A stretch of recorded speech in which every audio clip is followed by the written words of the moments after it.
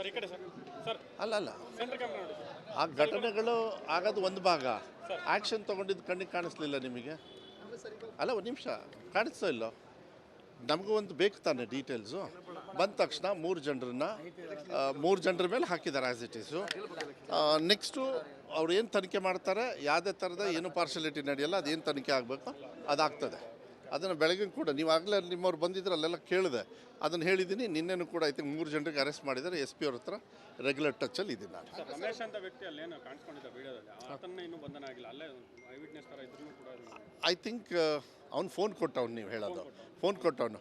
ಒಟ್ಟು 3 ಜನರು ಅಂತ ಹೇಳಿ ನಾನು ಯಾರ್ಯಾರು ಡೀಟೇಲ್ಸ್ ಗೊತ್ತಾರ ಇಲ್ಲ. ಹಾಂ 3 ಜನದಲ್ಲ ರಮೇಶ್. ಸರಿ, ಅದೇನಿದೆ, ನಾನು SP ಅವರಿಗೆ ಫುಲ್ ಫ್ರೀ ಹ್ಯಾಂಡ್ ಕೊಟ್ಟಿದ್ದೀನಿ. ಕಾನೂನುಬದ್ಧವಾಗಿ ಯಾರೇ ಆದ್ರೂ ಕೂಡ ಯಾವುದೇ ರಿಪಬ್ಲಿಕ್ಕು ಇಲ್ಲ, ಎಂಥದ್ದು ಇಲ್ಲ. ಅದನ್ನೇನು ಮಾಡಬೇಕೋ ಆ್ಯಕ್ಷನ್ ತೊಗೊಬೇಕು. ಅಧಿಕಾರಿಗಳು ಇನ್ವಾಲ್ವ್ ಇದ್ರೂ ಅವ್ರ ಮೇಲೂ ಆ್ಯಕ್ಷನ್ ನಡೆಯುತ್ತೆ.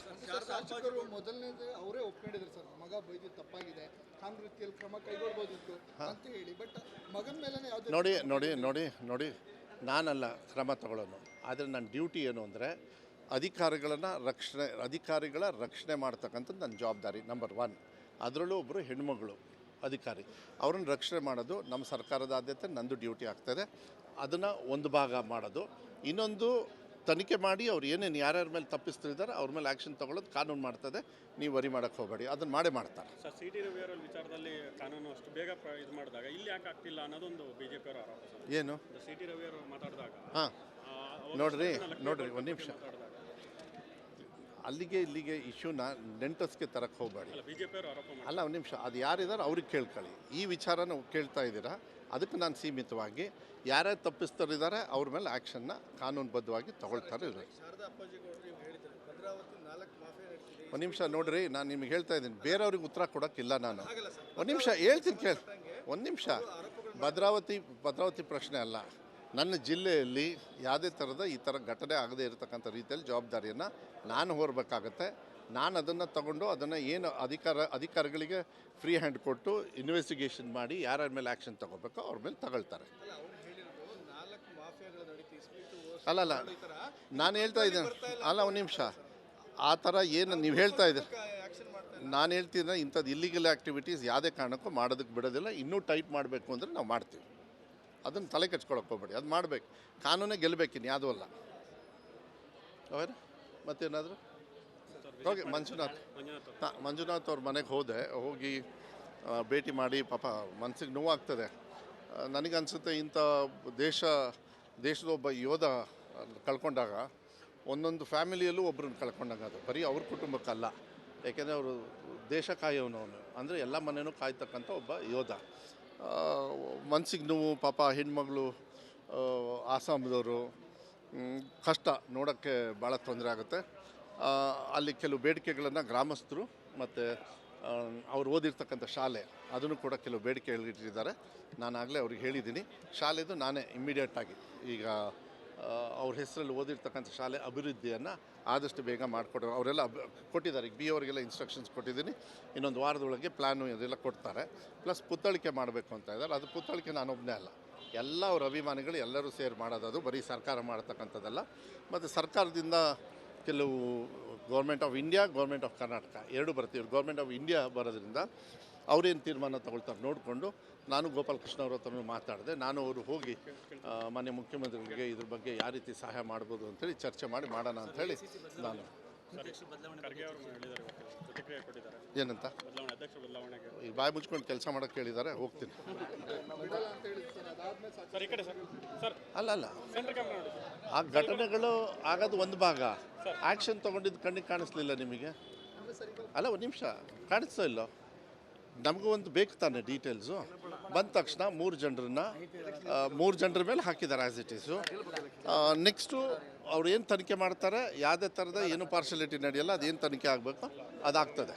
ಅದನ್ನು ಬೆಳಗ್ಗೆ ಕೂಡ ನೀವು ಆಗಲೇ ನಿಮ್ಮವ್ರು ಬಂದಿದ್ರು ಅಲ್ಲೆಲ್ಲ ಕೇಳಿದೆ, ಅದನ್ನು ಹೇಳಿದ್ದೀನಿ. ನಿನ್ನೆನೂ ಕೂಡ ಐತೆ 3 ಜನರಿಗೆ ಅರೆಸ್ಟ್ ಮಾಡಿದ್ದಾರೆ. SP ಅವ್ರ ಹತ್ರ ರೆಗ್ಯುಲರ್ ಟಚ್ಚಲ್ಲಿ ಇದ್ದೀನಿ ನಾನು. ರಮೇಶ್ ಅಂತ ವ್ಯಕ್ತಿ ಅಲ್ಲೇನು ಕಾಣಿಸ್ಕೊಂಡಿದ್ದ ವಿಡಿಯೋದಲ್ಲಿ, ಆತನ ಇನ್ನೂ ಬಂಧನ ಆಗಿಲ್ಲ, ಅಲ್ಲೇ ಐ ವಿಟ್ನೆಸ್ ಥರ ಇದ್ರೂ ಕೂಡ ಐ ಥಿಂಕ್ ಅವ್ನು ಫೋನ್ ಕೊಟ್ಟವ್ನು, ನೀವು ಹೇಳೋದು ಫೋನ್ ಕೊಟ್ಟವನು. ಒಟ್ಟು 3 ಜನರು ಅಂತ ಹೇಳಿ ನಾನು ಯಾರ್ಯಾರು ಡೀಟೇಲ್ಸ್ ಗೊತ್ತಾರ ಹಾಂ ಸರಿ, ಅದೇನಿದೆ, ನಾನು SP ಅವರಿಗೆ ಫುಲ್ ಫ್ರೀ ಹ್ಯಾಂಡ್ ಕೊಟ್ಟಿದ್ದೀನಿ. ಕಾನೂನುಬದ್ಧವಾಗಿ ಯಾರೇ ಆದ್ರೂ ಕೂಡ ಯಾವುದೇ ರಿಪಬ್ಲಿಕ್ಕು ಇಲ್ಲ ಎಂಥದ್ದು ಇಲ್ಲ. ಅದನ್ನೇನು ಮಾಡಬೇಕೋ ಆ್ಯಕ್ಷನ್ ತೊಗೊಬೇಕು. ಅಧಿಕಾರಿಗಳು ಇನ್ವಾಲ್ವ್ ಇದ್ರೂ ಅವ್ರ ಮೇಲೂ ಆ್ಯಕ್ಷನ್ ನಡೆಯುತ್ತೆ. ಶಾಸಕರು ಮೊದಲನೇದು ಅವರೇ ಒಪ್ಕೊಂಡಿದ್ರು ಸರ್, ಮಗ ಬೈದಿ ತಪ್ಪಾಗಿದೆ, ಕಾನೂನು ರೀತಿಯಲ್ಲಿ ಕ್ರಮ ಕೈಗೊಳ್ಬೋದಿತ್ತು ಅಂತ ಹೇಳಿ. ಬಟ್ ಮಗನ ಮೇಲೆ ಯಾವುದೇ ನೋಡಿ ನೋಡಿ ನೋಡಿ ನೋಡಿ ನಾನಲ್ಲ ಕ್ರಮ ತಗೊಳ್ಳೋನು, ಆದರೆ ನನ್ನ ಡ್ಯೂಟಿ ಏನು ಅಂದರೆ ಅಧಿಕಾರಿಗಳ ರಕ್ಷಣೆ ಮಾಡ್ತಕ್ಕಂಥದ್ದು ನನ್ನ ಜವಾಬ್ದಾರಿ ನಂಬರ್ 1. ಅದರಲ್ಲೂ ಒಬ್ಬರು ಹೆಣ್ಮಗಳು ಅಧಿಕಾರಿ, ಅವ್ರನ್ನ ರಕ್ಷಣೆ ಮಾಡೋದು ನಮ್ಮ ಸರ್ಕಾರದ ಆದ್ಯತೆ, ನಂದು ಡ್ಯೂಟಿ ಆಗ್ತಾಯಿದೆ. ಅದನ್ನು ಒಂದು ಭಾಗ ಮಾಡೋದು. ಇನ್ನೊಂದು ತನಿಖೆ ಮಾಡಿ ಅವ್ರು ಏನೇನು ಯಾರ್ಯಾರ ಮೇಲೆ ತಪ್ಪಿಸ್ತಿದ್ದಾರೆ ಅವ್ರ ಮೇಲೆ ಆ್ಯಕ್ಷನ್ ತೊಗೊಳ್ಳೋದು ಕಾನೂನು ಮಾಡ್ತದೆ. ನೀವು ವರಿ ಮಾಡೋಕ್ಕೆ ಹೋಗಬೇಡಿ, ಅದನ್ನು ಮಾಡೇ ಮಾಡ್ತಾರೆ. ಸರ್, ಸಿ ಟಿ ರವಿ ಅವರ ವಿಚಾರದಲ್ಲಿ ಕಾನೂನು ಅಷ್ಟು ಬೇಗ ಇದು ಮಾಡಿದಾಗ ಇಲ್ಲಿ ಯಾಕೆ ಆಗ್ತಿಲ್ಲ ಅನ್ನೋದೊಂದು ಬಿಜೆಪಿ ಅವರ ಆರೋಪ ಸರ್. ಏನು ಸಿ ಟಿ ರವಿ ಅವರು ಮಾತಾಡಿದಾಗ ಹಾಂ ನೋಡ್ರಿ ಒಂದು ನಿಮಿಷ, ಅಲ್ಲಿಗೆ ಇಲ್ಲಿಗೆ ಇಶ್ಯೂನ ನೆಂಟಸ್ಗೆ ತರಕ್ಕೆ ಹೋಗಬೇಡಿ. ಬಿಜೆಪಿ ಅವರು ಆರೋಪ ಅಲ್ಲ ಒಂದು ನಿಮಿಷ, ಅದು ಯಾರಿದ್ದಾರೆ ಅವ್ರಿಗೆ ಕೇಳ್ಕೊಳ್ಳಿ. ಈ ವಿಚಾರನ ಕೇಳ್ತಾ ಇದ್ದೀರಾ, ಅದಕ್ಕೆ ನಾನು ಸೀಮಿತವಾಗಿ ಯಾರ್ಯಾರು ತಪ್ಪಿಸ್ತರಿದ್ದಾರೆ ಅವ್ರ ಮೇಲೆ ಆ್ಯಕ್ಷನ್ನ ಕಾನೂನುಬದ್ಧವಾಗಿ ತಗೊಳ್ತಾರೆ. ಒಂದು ನಿಮಿಷ ನೋಡ್ರಿ, ನಾನು ನಿಮ್ಗೆ ಹೇಳ್ತಾ ಇದ್ದೀನಿ, ಬೇರೆಯವ್ರಿಗೆ ಉತ್ತರ ಕೊಡೋಕ್ಕಿಲ್ಲ ನಾನು. ಒಂದು ನಿಮಿಷ ಹೇಳ್ತೀನಿ ಕೇಳಿ, ಒಂದು ನಿಮಿಷ. ಭದ್ರಾವತಿ ಪ್ರಶ್ನೆ ಅಲ್ಲ, ನನ್ನ ಜಿಲ್ಲೆಯಲ್ಲಿ ಯಾವುದೇ ಥರದ ಈ ಥರ ಘಟನೆ ಆಗದೇ ಇರತಕ್ಕಂಥ ರೀತಿಯಲ್ಲಿ ಜವಾಬ್ದಾರಿಯನ್ನು ನಾನು ಹೊರಬೇಕಾಗತ್ತೆ. ನಾನು ಅದನ್ನು ತಗೊಂಡು ಅದನ್ನು ಏನು ಅಧಿಕಾರಿಗಳಿಗೆ ಫ್ರೀ ಹ್ಯಾಂಡ್ ಕೊಟ್ಟು ಇನ್ವೆಸ್ಟಿಗೇಷನ್ ಮಾಡಿ ಯಾರ್ಯಾರ ಮೇಲೆ ಆ್ಯಕ್ಷನ್ ತೊಗೋಬೇಕೋ ಅವ್ರ ಮೇಲೆ ತಗೊಳ್ತಾರೆ. ಅಲ್ಲಲ್ಲ ನಾನು ಹೇಳ್ತಾ ಇದ್ದೀನಿ, ಅಲ್ಲ ಒಂದು ನಿಮಿಷ, ಆ ಥರ ಏನು ನೀವು ಹೇಳ್ತಾ ಇದ್ದೀರಿ, ನಾನು ಹೇಳ್ತಿದ್ದೆ ಇಂಥದ್ದು ಇಲ್ಲಿಗಲ್ ಆ್ಯಕ್ಟಿವಿಟೀಸ್ ಯಾವುದೇ ಕಾರಣಕ್ಕೂ ಮಾಡೋದಕ್ಕೆ ಬಿಡೋದಿಲ್ಲ. ಇನ್ನೂ ಟೈಟ್ ಮಾಡಬೇಕು ಅಂದರೆ ನಾವು ಮಾಡ್ತೀವಿ. ಅದನ್ನು ತಲೆ ಕೆಡ್ಸ್ಕೊಳಕ್ಕೆ ಹೋಗ್ಬೇಡಿ, ಅದು ಮಾಡಬೇಕು. ಕಾನೂನೇ ಗೆಲ್ಲಬೇಕಿನ್ನು ಯಾವುದೂ ಅಲ್ಲ. ಅವರ ಮತ್ತೇನಾದರೂ ಹೋಗಿ ಮಂಜುನಾಥ್ ಅವ್ರ ಮನೆಗೆ ಹೋಗಿ ಭೇಟಿ ಮಾಡಿ, ಪಾಪ ಮನಸ್ಸಿಗೆ ನೋವಾಗ್ತದೆ. ನನಗನ್ಸುತ್ತೆ ಇಂಥ ದೇಶದ ಒಬ್ಬ ಯೋಧ ಕಳ್ಕೊಂಡಾಗ ಒಂದೊಂದು ಫ್ಯಾಮಿಲಿಯಲ್ಲೂ ಒಬ್ರನ್ನ ಕಳ್ಕೊಂಡಾಗ, ಅದು ಬರೀ ಅವ್ರ ಕುಟುಂಬಕ್ಕಲ್ಲ. ಯಾಕೆಂದರೆ ಅವರು ದೇಶ ಕಾಯೋನು, ಅಂದರೆ ಎಲ್ಲ ಮನೆಯೂ ಕಾಯ್ತಕ್ಕಂಥ ಒಬ್ಬ ಯೋಧ. ಮನಸ್ಸಿಗೆ ನೋವು ಪಾಪ. ಹೆಣ್ಮಗಳು ಆಸಾಮದವರು, ಕಷ್ಟ ನೋಡೋಕ್ಕೆ ಭಾಳ ತೊಂದರೆ ಆಗುತ್ತೆ. ಅಲ್ಲಿ ಕೆಲವು ಬೇಡಿಕೆಗಳನ್ನು ಗ್ರಾಮಸ್ಥರು ಮತ್ತು ಅವ್ರು ಓದಿರ್ತಕ್ಕಂಥ ಶಾಲೆ ಅದನ್ನು ಕೂಡ ಕೆಲವು ಬೇಡಿಕೆಗಳಿಟ್ಟಿದ್ದಾರೆ. ನಾನಾಗಲೇ ಅವ್ರಿಗೆ ಹೇಳಿದ್ದೀನಿ. ಶಾಲೆದು ನಾನೇ ಇಮ್ಮಿಡಿಯೇಟಾಗಿ ಈಗ ಅವ್ರ ಹೆಸರಲ್ಲಿ ಓದಿರ್ತಕ್ಕಂಥ ಶಾಲೆ ಅಭಿವೃದ್ಧಿಯನ್ನು ಆದಷ್ಟು ಬೇಗ ಮಾಡಿಕೊಡೋ ಅವರೆಲ್ಲ ಕೊಟ್ಟಿದ್ದಾರೆ. ಈಗ ಅವ್ರಿಗೆಲ್ಲ ಇನ್ಸ್ಟ್ರಕ್ಷನ್ಸ್ ಕೊಟ್ಟಿದ್ದೀನಿ.